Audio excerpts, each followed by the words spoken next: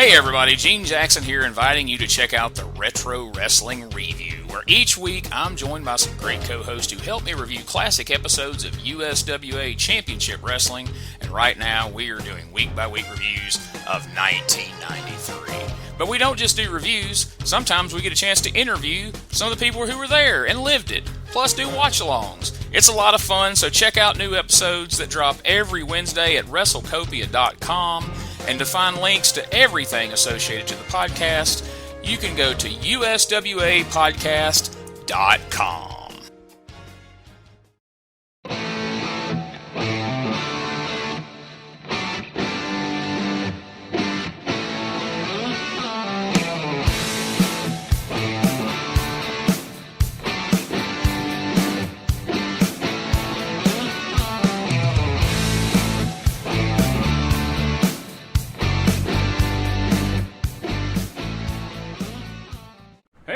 Welcome to the very first live in-person recording of Dangerous Conversations with Dangerous Doug Gilbert. We are on location at the Red Roof Inn in Jackson, Tennessee.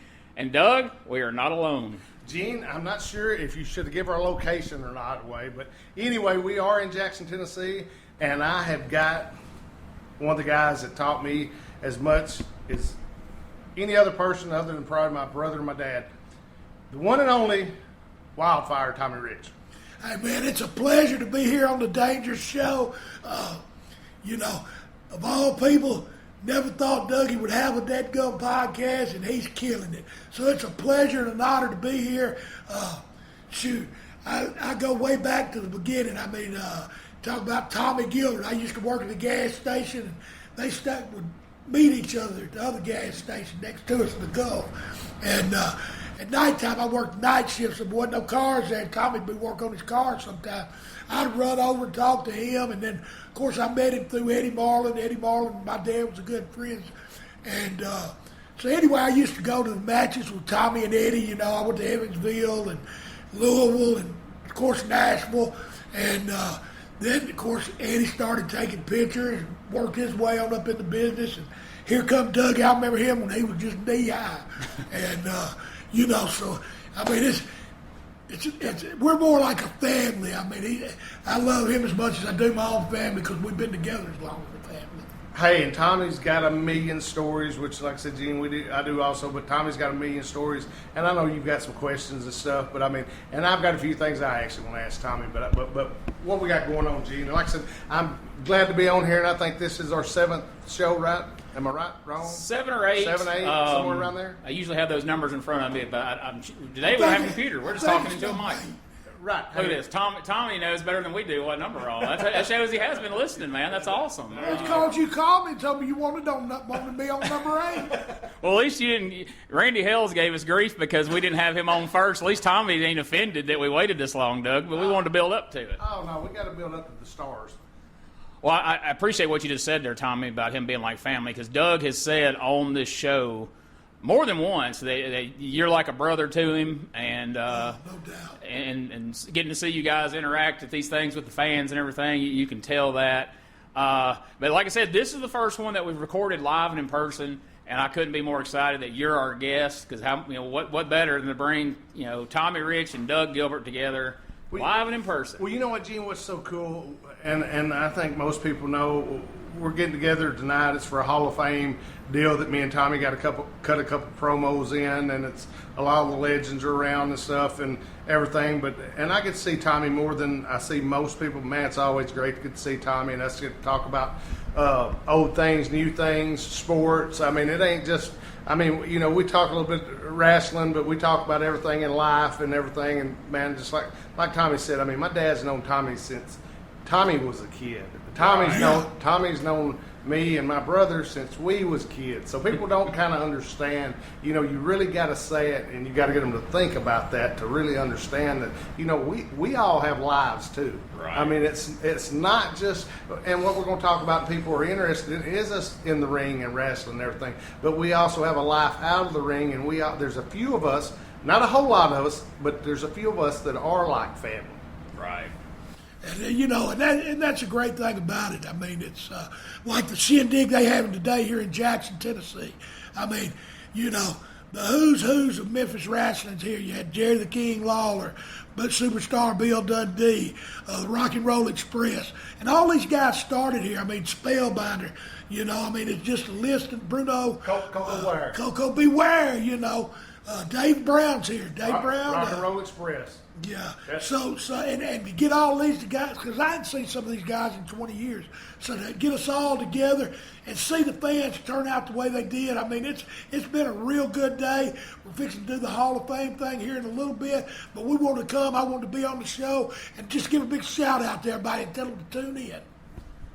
Man, how good does it make you guys feel? You know, I sat behind y'all at the table today and just kind of watched you guys interact with the fans. And how warm and fuzzy does it make you feel when these fans come up? And I know Doug trying to point out to me, there's a guy that came up, he bought a picture of the Memphis Mafia, and he said he was 5 years old when this picture was taken. He was kind of asking you guys, like, who's this and who's that and everything. How cool is it to see these younger people take an interest in the old school wrestling and see what it means from the young people down up to the old people at all points in between, to see what this means to them to meet you guys? Well, it's I mean, it's a great feeling. I mean, and you see some of these kids, you know, sometimes you think you're having a bad day. Sometimes you look around and realize how lucky we got it. And it's just been a big day here. You know, just touched a lot of hearts, man, and touched my heart too.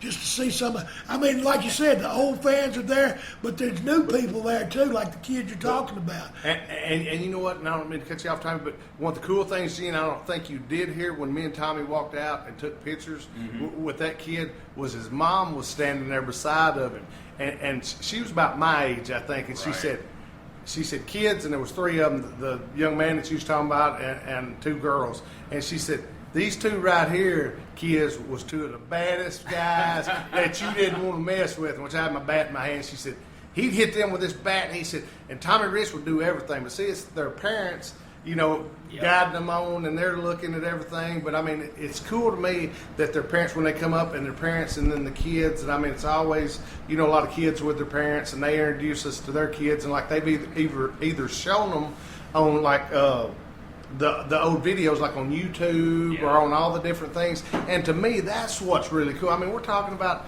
people that's like you saw, that's 10 years old. You know, I mean, no, they didn't see it, but their parents have showed it to them on some kind of social media and on streaming and everything. And to me, that's what's really cool. And what's so cool to me, Gene, me and you've talked about it. And like I said, I got a million stories with Tommy, and Tommy's got a million of his own. I got a million of my own. But it's cool for them to come out. And man, if it wasn't for the fans, and you know, I always heard my dad and my brother say this, and heard Tommy Rich say this, if it was not for those fans, they wouldn't be a Wildfire. There wouldn't have been a Hot Stuff. There wouldn't have been a Tommy Gilbert. There wouldn't have been a Dangerous Doug Gilbert. And that's what I think sometimes when you see guys and they're not very nice to the fans, I don't think they think of that aspect of it. Right. Those are the people that put food on your table, fed your families, and made your living. Exactly. And like me and you've talked, and I said to you, Gene, before, I said, we can say there's a lot of different aspects in this, but it winds up at the end of the day, it's dollars and cents. And I mean, those people was paying their hard-earned dollars that they go to work for every day. And us guys in this room know about that, going to work and everything. And I mean, that's what I try to be, as nice and respectful. Man, I appreciate every person that's come out and bought a ticket and watched us. And I mean, if they didn't buy a ticket and they watched us, I appreciate it. Yeah, I mean, like I said, I could feel that in the interactions I watched you guys have. And I know for me personally, I remember being a little kid and my dad and my uncle sitting around and talking about, you know, the interns and Tommy Gilbert and guys before my time. Who was the intern's manager, Gene? Dr. Ken Ramey. You dang right. And you know what they said, Dr. Ken Ramey, this is, like I said, Tom, we'll go off on different things, but one of Dr. Ken Ramey's, one of his biggest deals was, they said he would about stay in the dressing room all night, right, Tommy? He was like the last one to leave the building and everything. But I remember, and one cool thing, the last time I saw, and you'll probably know the date, Gene. Gene's great on dates where I'm not, Tommy, and you probably aren't. But when Jerry Lawler had a show, and it was right across the line in Mississippi, but he brought a lot of the older guys back, and wound up being in the main event. It wound up being me wrestling him with Fargo in Lawler's corner, and my dad in my corner. But he brought Ken Ramey and the tag team, the original, and it was the original interns, Tommy, was Tom Andrews and Bill Starr. And he brought those two, not no fake interns or no fake manager. Lawler flew all three of them in. I think they all still lived around Kansas City or Kansas out there. He flew all three of them in for that because now, and I was going to say he wouldn't say this now, but he probably would say it. They was like some of his favorite people growing up. Yeah. I mean, he loved them as a tag team. Like I said, I can remember my dad and my uncles talking about those guys, and then, once I started being around wrestling, I've met 100 guys who always claim to be one of the original interns. It's like one of the oldest things in the book. I should say you was either the original intern, or if you was a little bit overweight, you was original assassin. That's right. So before we move past the Hall of Fame that's going on tonight, Doug, we recently talked to the Dirty White Boy, Tony Anthony. You're going to be inducting him. Tommy, tell me a little bit about your memories of Dirty White Boy, your interactions with him over the years. Well, Tony, man, he was a heck, he was a heck of a showman. Then he teamed up with Lynn Denton. They went as the Grapplers, and they was a heck of a tag team. Now they kicked some butts. And hey, you know what, Tommy? He was hot. Kind of asked Gene. He said, "Well, Doug, are you going into the Hall of Fame?" I said, "Well, Tony, I went into it in 2017. He said, "So you mean you're done in it and I'm not?" And I said, "Well, Tony, maybe I was just a little cheaper than you was. I thought that was." And we get Randy a bunch of heat. Right. I thought, don't get hot at me. I can't help it. So, yeah. But Tony, I mean, all around, great guy in the dressing room. Just, always, upper. Some guys you get around and they just want to bring you down with them. And Tony was always up tempo. Good guy. No matter, real nice guy. Oh yeah, he's one of the nice. Everybody that's asked me about that interview, I was like, man, that's one of the nicest guys I've ever met or talked to. I mean, he's a super guy. Oh, you ain't talked to me? Well, I'm talking about on the show. Okay. Now Tommy Rich shoots to the top of the list. Tony Anthony goes to number 2 now. There you go. So that means Randy Hills goes to number 3. Don't tell him. Don't tell him. I don't think Randy's in the top 5. We ain't done the late show ain't even out yet. We'll be right back. No, we'll leave that in.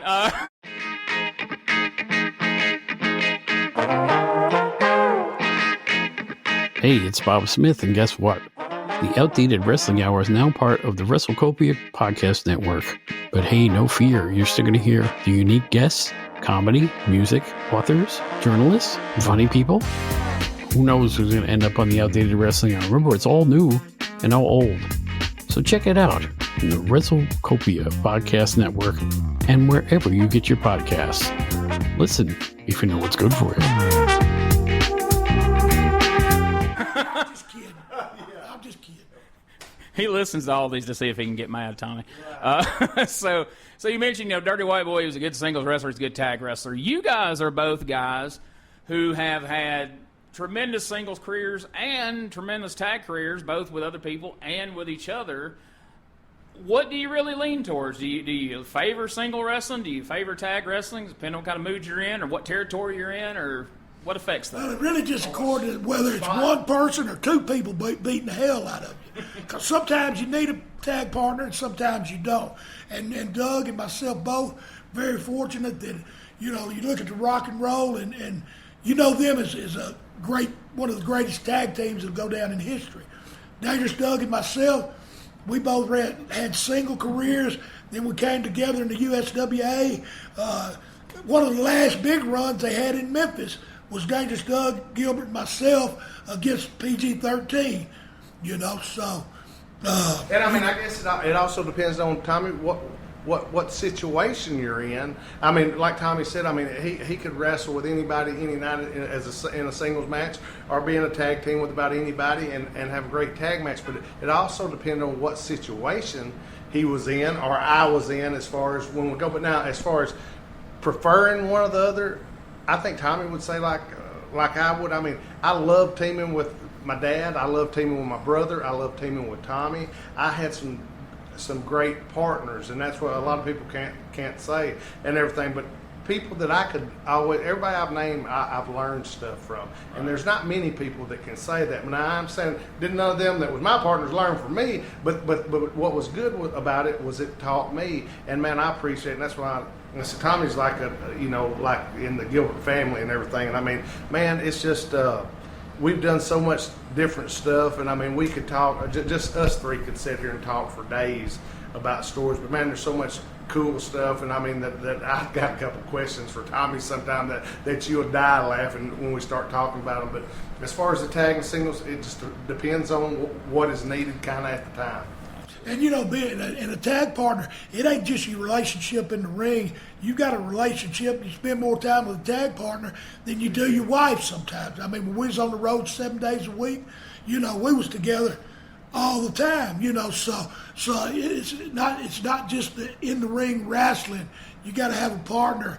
I mean, because if you can't get along with them in a car making a trip, then the tag ain't gonna work, So we had that relationship, and which I had the same with Eddie, and I had the same with Tommy. I teamed up with all, Tommy and Eddie, and I've had some great tag partners. But as far as like the Austin scenes, like most of us, we do our thing and go about our business. I mean, like Dougie said, and like I say too, we're like a family. So when you go help a brother, it's an honor, And I mean, anytime the one thing, and I didn't ever have to worry about it, and Tommy didn't neither. If anything ever happened, we was going to be, if anybody ever come, and like I think I told you one night, Gene, me and Tommy was in the ring at the Mid-South Coliseum, and I think we'd spiked piled, drove Jerry Lawler, and all of a sudden I get up and there's some guy standing beside me bigger than me, and I look at him, I think, who is this? So I wrap my arms around him, I slam him to the mat, and I don't no more than get the dude down until Tommy drops a knee right straight on his head. I mean, just straight on his head. And the next thing we go, we're fixing to punch him, and the police have got his foot and drag him out, but it was a fan. Yeah. But that's, they would get that mad and everything, but I mean, that meant you was doing your job. Bad. When we was bad, we was bad. Yeah. But when we're good too, And, coming to these conventions and everything and doing the signings and stuff, it's an honor. Of course, in Georgia, I was a big baby face anyway. And, just getting out and back when we was doing it, it wasn't just teenage kids coming to what they come to now. It was like families. You'd see the grandparents, you'd see the mom and dad and their kids, so and like you were saying earlier, to see that mother telling her kids about, some of us still have those VHS tapes, Right. So I got a couple of them that I play every now and then. So yeah, I love to go back and look at some of the old stuff, and just to know that there's parents that's carrying that on, that's really making us feel, carrying that tradition on. Yeah. And what's cool is, and there's different stories in which, Gene, we can go on for days and days about this, but one of the things I did want to ask Tommy, but like I said, we'll have Tommy on here more often, frequently after this, but there was a match one time, and now this skips around in the career a little bit, but my dad against Tommy, and I don't know how this come about. Now, Tommy can probably tell us, but they was in a boxing match. My dad against Tommy Rich in a boxing match in Evansville, Indiana. Now, this had to be when Tommy, how old could you have been, Tommy? 20? I was just 19, breaking 20? Into business. Yeah, I was probably 19. That's when I first started. And I don't know how, but we ended up in a boxing match. Now, I'm talking about with boxing gloves and taped around like and these boxing gloves, they wasn't red. They was some big gloves. I got in that ring. I'm bouncing around. Bit that Tommy a couple of times. Big baby face now. He says, come on. So I bit him a few more times. I'm dancing like Muhammad Ali. My fist started up over my head. By the time I got done, they was down to my belly button, and Tommy Gilbert was beating the shit. He said, my dad was saying, come on, kid. Come on, kid. And he said, what'd you say, Tommy? I can't. I'm done. Yeah. But it's just funny stuff. Like I said, gee, my stuff's more, Tommy, I told him, we can tell him some stories that people will roll and laugh about that I think people will like. But stuff like that, to me, is some of the greatest stuff that nobody has ever heard or anything. And I mean, it's just. And it is. I mean, really that's cool. And it's like, look here, this is a funny story, too. Now, Tommy, and this was when he was just starting. I don't even know if he'd started then. What about, wasn't you with him when they got the corn, come back from Memphisville? Listen to this story. Yeah, I was working then, too. I don't remember who. Eddie Marlin just bought a brand new Lincoln. We come back from Evansville, and there's a little side road where you don't have to go through the traffic. So we take a side road. It's Jerry Jarrett, Tojo Yamamoto, me, and Eddie Marlin. So we going down that road, and all of a sudden Jerry just said, pull over, pull over. I'm thinking, what the hell? And so they pull over, and Jerry says, come on, let's get some of this corn. Now here we are in a dadgum $20,000 Lincoln, which was high price back then. Oh, yeah. So we ain't got no bags or nothing. We open the trunk, and we're just chunking corn, chunking it. We got that trunk, trunk half full. Yeah, oh yeah. Tojo out there in his little wooden stack shoe. I said, he finally took them off after it failed. Yeah, but it was, that's another thing. I mean, that's, yeah. And then we got home, and come to find out, you couldn't even eat the corn. It was field corn. Oh, yeah.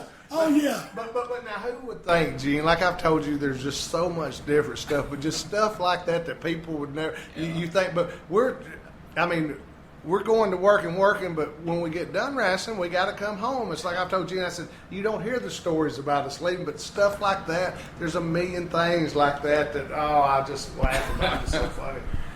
Oh, that's awesome. Speaking of Tojo Yamamoto, you got any fun stories about Tojo besides the one we just heard? Because he's the guy that not a lot of younger people necessarily know a lot about. Yeah, I told Joe he was a different type person. I mean, that was wasn't he the first person you won a tag team championship? Yeah, I won the tag belts. As a matter of fact, the training I got, him and Jerry Jarrett trained me, and then we went the first big angle I ever did. We went.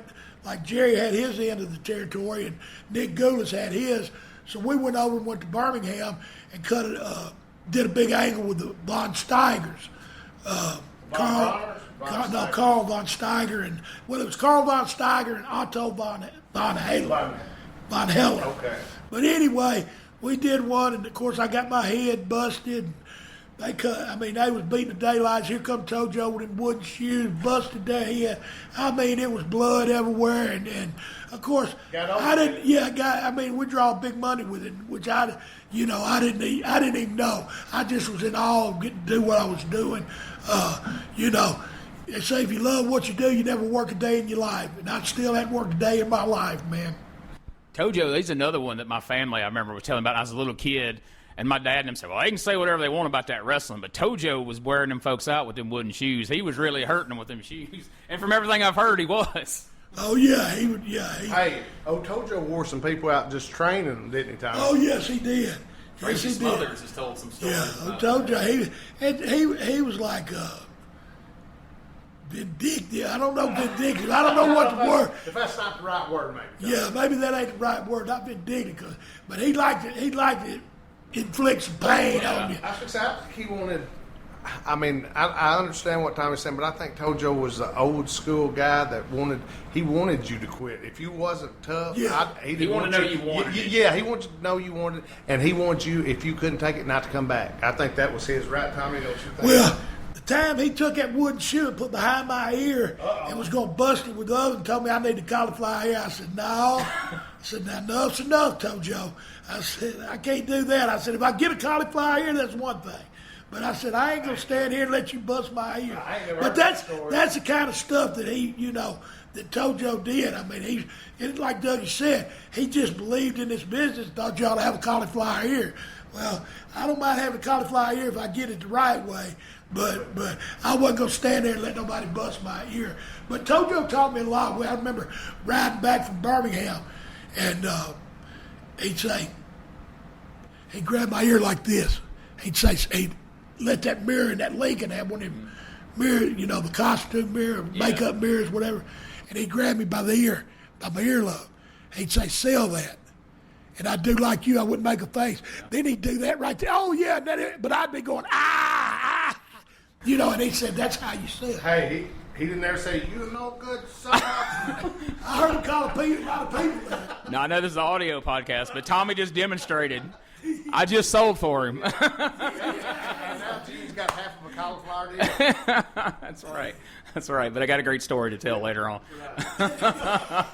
So, and see, this is a thrill for me. All these people are excited over there to be meeting you guys, at the Picture Perfect Event Center. But, here I am, huge wrestling fan all my life, and here I am getting to hear stories in a hotel room with Tommy Reach and Doug Gilbert. So that's pretty exciting. And here we go, Gene. We're over here doing this, and I'm supposed to be doing pre-takes right now. So I guess one other time I'm not where I'm supposed to be. Yeah. Oh, you guys are getting cussed right now. Like, where the hell are they at? Where are they at?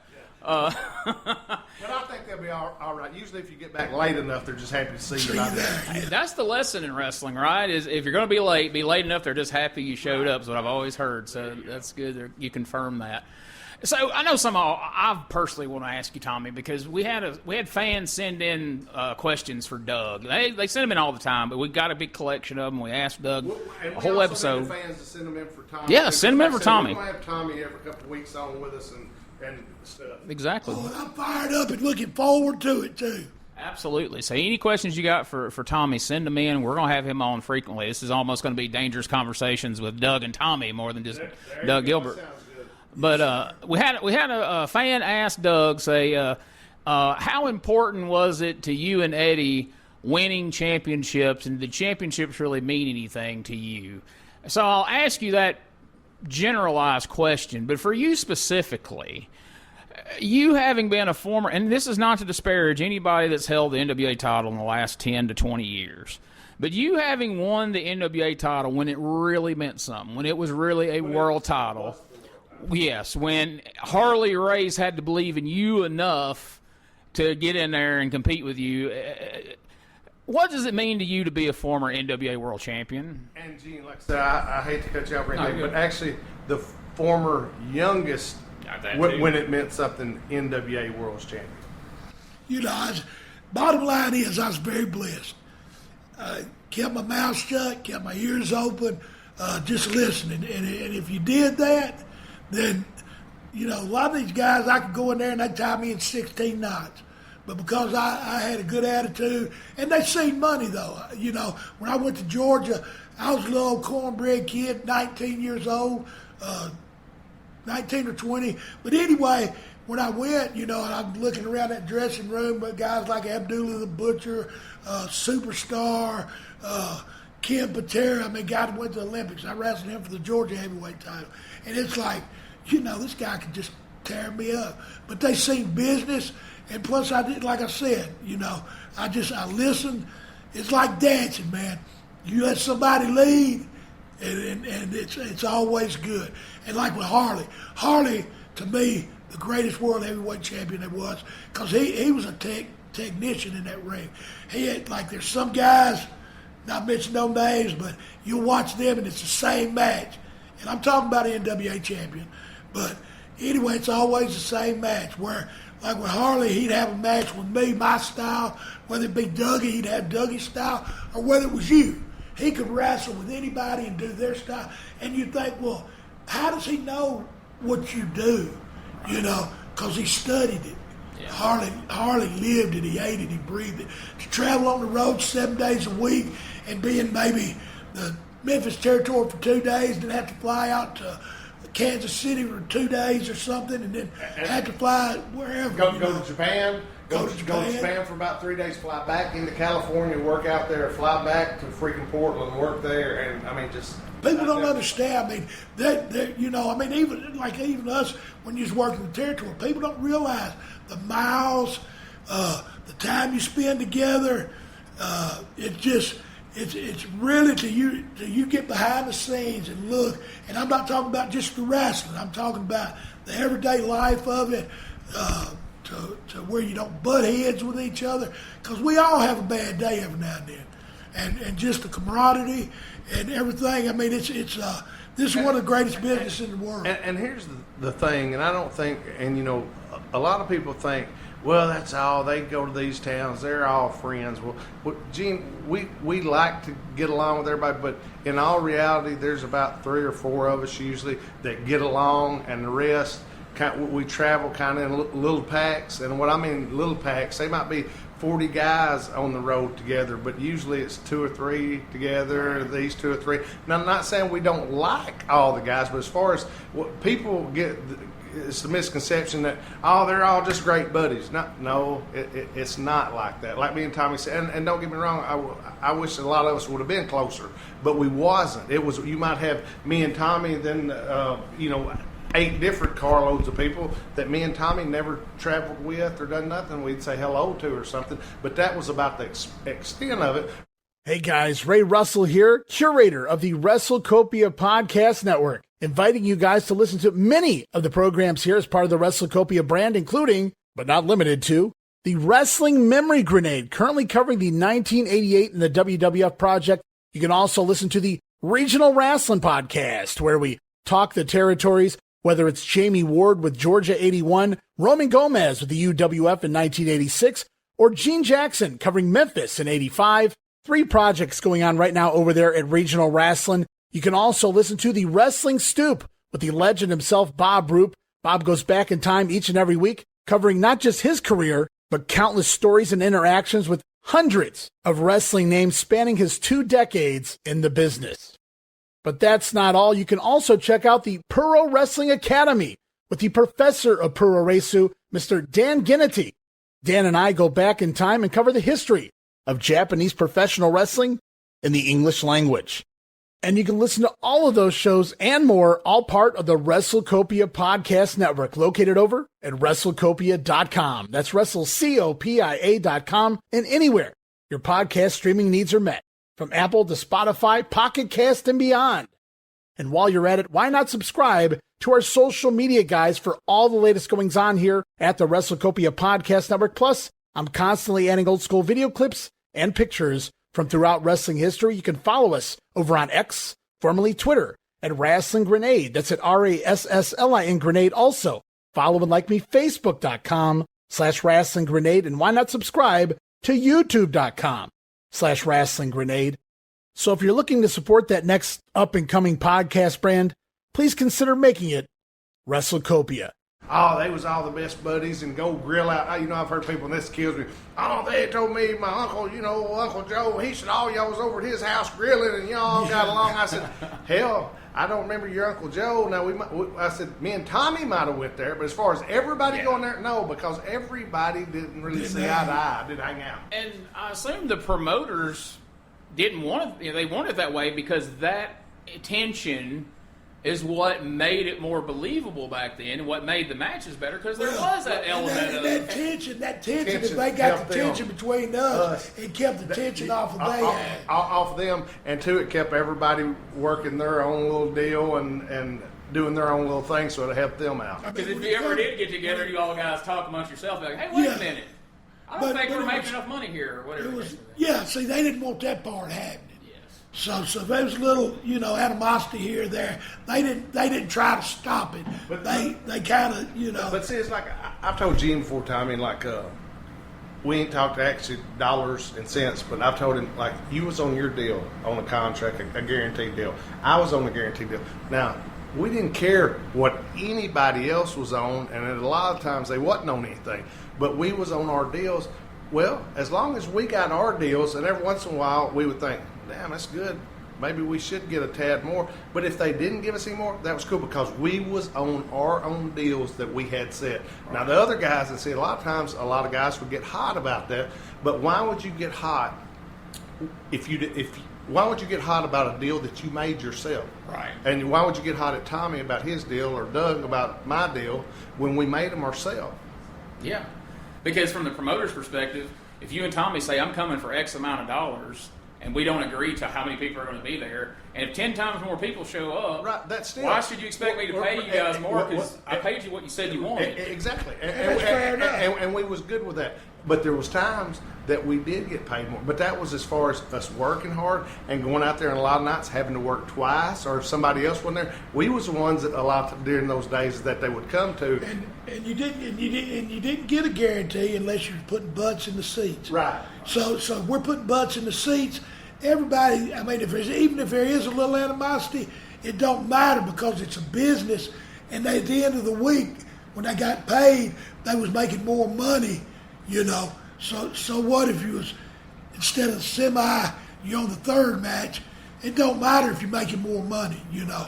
So that third match might have been on the main event and not drawing a dime, and nobody got paid. Right. So you know, I mean, it just everybody made their own deals. And that's what I told you. I said, and you know, anybody can say whatever, make any excuse they want, but I said at the end of the day, it was like, you know, we hope like if there's 6 matches, there's 4 or 5 at least angles to draw money. But I said at the end of the day, Gene, I said it's dollars and cents. Me and you, we would talk about TV, like I've told you before.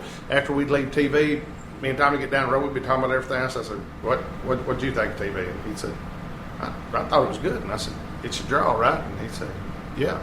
And I told him 90% of the time when what we thought after we left, 90% of the time, that's what it would do. Yeah. And then I told him, but also there was that 10% we thought it wouldn't. And then sometimes that would do good, where we did think it would. So it all... I mean, you look at, because back then, I mean, you know, the 80s and 90s, it just wrestling was hot.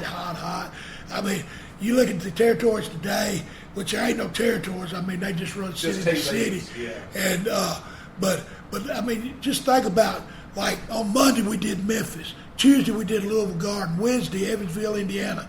Thursday they'd run a spot show because they didn't have a big show. Friday we'd do Two Below, and then we'd go to Memphis, do Memphis TV, go to Jonesboro that night, wrestle there, and then have to drive from Jonesboro back to Nashville or back to Lexington or wherever you had to drive to. And so we was always on the road and busy, you know. And then you go laugh, but it's like when Tommy was starting, you know, I mean, it was a hot time during that time also with wrestling. Tommy told me I'd laugh. He'd tell me some stories and stuff. Me and him ride, would tell so many stories and laugh. And he said, man, I'm going to tell you, we was riding one night. He said he asked me about Rupp Arena. And I said, I worked, I think, in Rupp Arena maybe once, I think. And I think that was with WWF or something. And Tommy said, when we went to Rupp Arena, he said, after I just started, he said, it was like we was rock stars. And but me and him had been laughing about something. He said, you know what? He said, you worked at Rupp Arena, but he's talking about like in the territory days. I said, no. I said, that was after my days. And he said, that son gun. He said, you go out there, and which, I mean, it was drawing so good and everything. He said, we was like rock stars up there in Lexington, Kentucky. And that is, I mean, when we started, Georgia started going to Ohio and up in that area too. I mean, it just wrestling was so hot that, you know, like I said, the 80s and 90s, that's when wrestling was good, you know. I mean, it just, and it's still good today. It's just, it's different from what we did.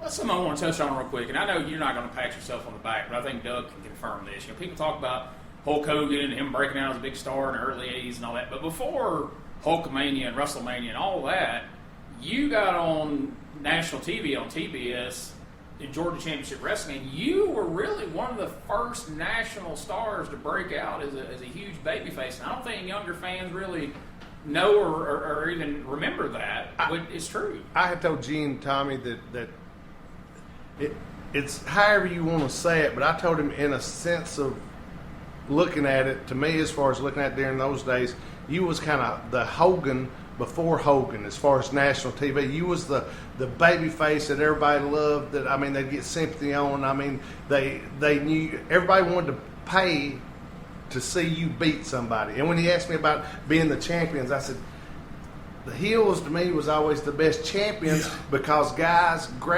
good guys like Tommy Rich would come there to beat them and cut those great promos to make the people come because they knew and they wanted to see their main guy that they loved beat the bad guy. I mean, it's a good guy. They like to see you get your butt whooped a little bit, but they sure wanted to see you whoop up on them too. And they want to see you lead with the title, right? Yeah. And it just, I mean, greatest business in the world, greatest wrestling fans in the world. We're so blessed. I mean, I'm 68. I started when I was dadgum 18. So ever how many years that is, that's a long time for folks to still remember Tommy Rich. That'd be 50, wouldn't it? And I'm not that. 50 I'm years, okay at math, but that'd be 50 years, right? 50 years.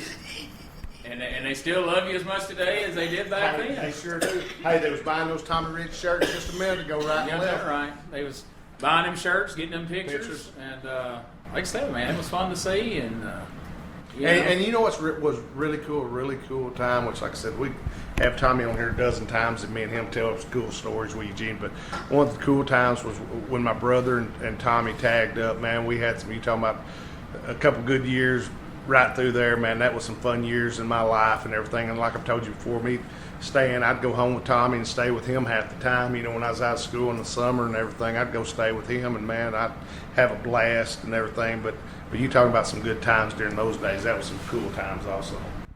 I can only imagine. Well, I'll tell you what, we're gonna give a little tease here at the end, because we don't want you guys to get too much heat. We're gonna get you back over there to the event center. We don't want to get you guys in trouble.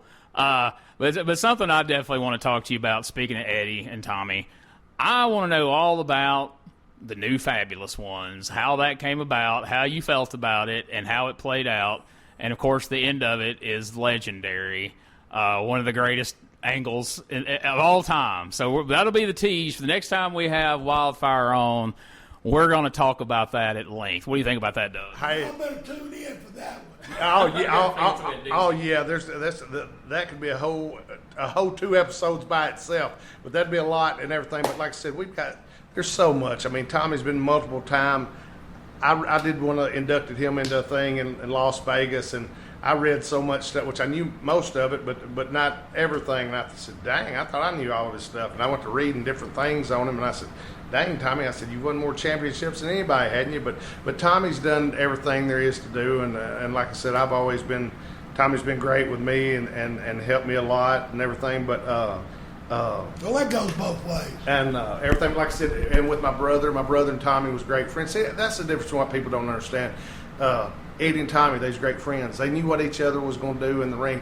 Me and Tommy, as far as tagging, like he said, in the last great run that they had in the territory in Memphis, I mean, I could just look at Tommy, or he could look at me, and I know what he wanted me to do, or what he'd know what I wanted him to do, or what we was going to do. You didn't have to say nothing. And when you can do that with somebody, you've got chemistry. And like I said, it wasn't because we rode down the road and said, hey, you do this when I say this, or you do that. We never talked about freaking. You mean y'all didn't spend 2 hours in the dressing room, guys, going over every spot? Hey, look, you know what I spent maybe 30 minutes or an hour, a few nights doing, just looking for him or something like that. But no, we didn't.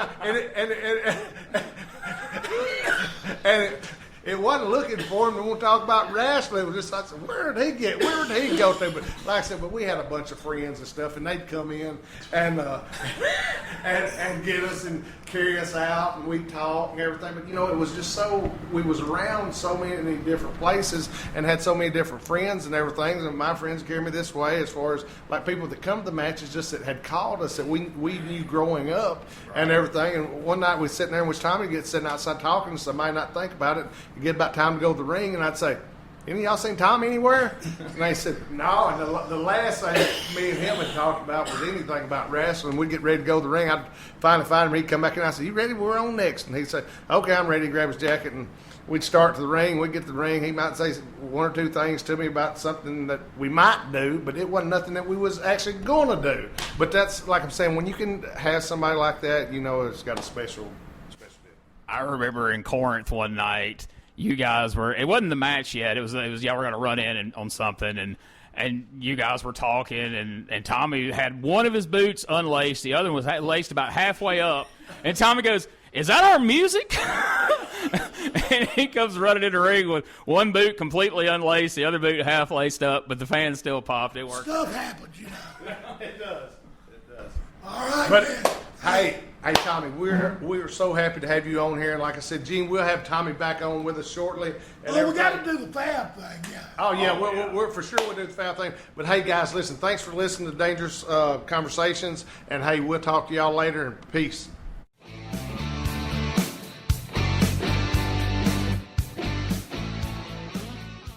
Hey, everybody. I know this week's episode was a little shorter than what you've become accustomed to here on Dangerous Conversations. But as we mentioned during the interview, we had to wrap up and hustle Doug and Tommy back across the street to the Picture Perfect Event Center, as they were both slated to be a part of that Night to Remember event. Both Doug and Tommy each went up and spoke during their Rivalry for the Ages presentation to Superstar Bill Dundee and Jerry the King Lawler. And they both spoke about what that rivalry has meant, not only to Memphis wrestling, but the wrestling business in general, as a whole, and to them personally as well. Doug was very excited to have the opportunity to be the one to induct his good friend and former tag team partner, the Dirty White Boy, Tony Anthony, into the Memphis Wrestling Hall of Fame. And what a class it was for Tony to be inducted with, going in alongside the Rock and Roll Express, Sir Mo, Michael St. John, his good friend and bitter rival, Dr. Tom Pritchard, PG-13, Nightmare Danny Davis, Handsome Jimmy Valiant, and Terry Golden. It was an amazing night, and I was privileged to get to be a part of it.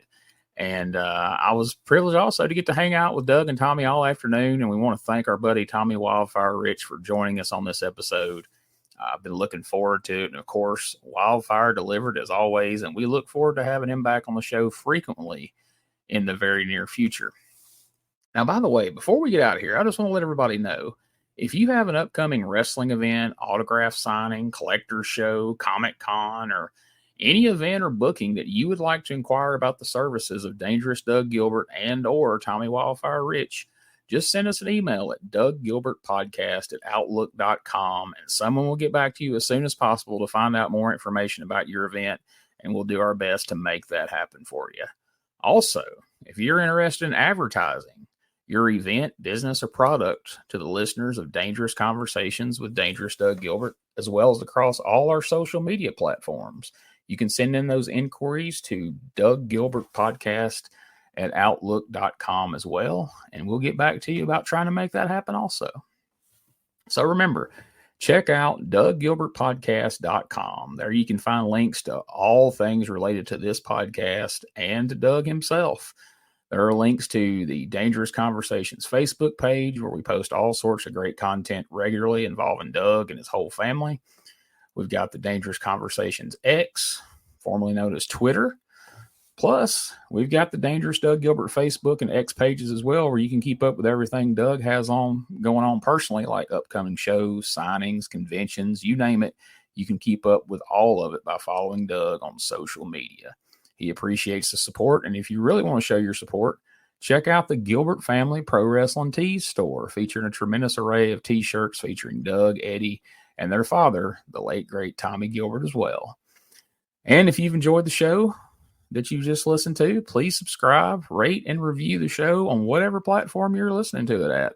We greatly appreciate it. It helps a lot towards building up the podcast in the future. You can check out the YouTube channel at Retro Wrestling Archive. That's youtube.com/@Retro Wrestling Archive. But you don't have to remember that. All you got to remember is DougGilbertPodcast.com. And there's a tons of matches featuring Doug and Eddie and Tommy Gilbert and Tommy Wildfire Rich that you heard on this podcast. There's a whole playlist of his matches as well. You can just go and check out the playlist for everybody.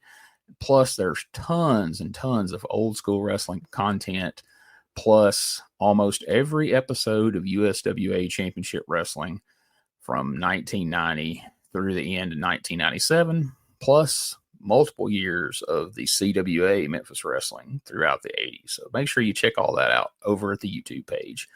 Plus, don't forget, you can find all things related to my popular Retro Wrestling Review USWA podcast at uswapodcast.com. And last but certainly not least, we are proud to be a part of the WrestleCopia Podcast Network. Go on over to WrestleCopia.com to check out all the great pro wrestling related podcasts and other content that our friend Ray Russell provides over there.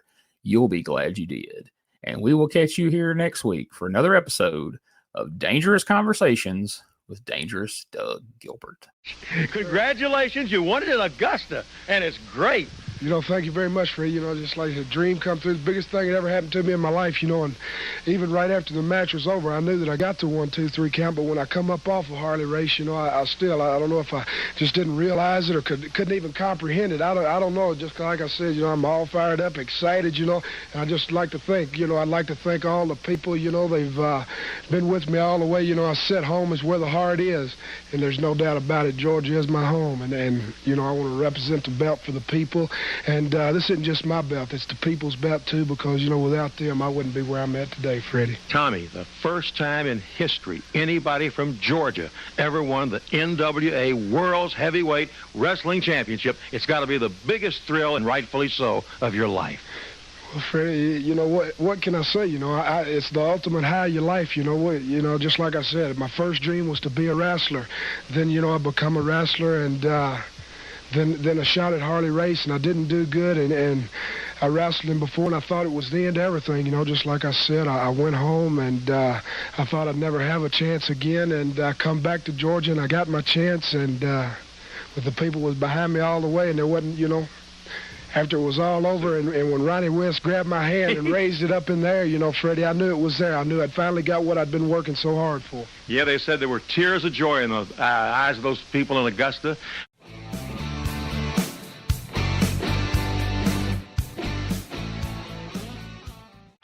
This is Wrestling Nostalgia, the podcast that dives into wrestling history.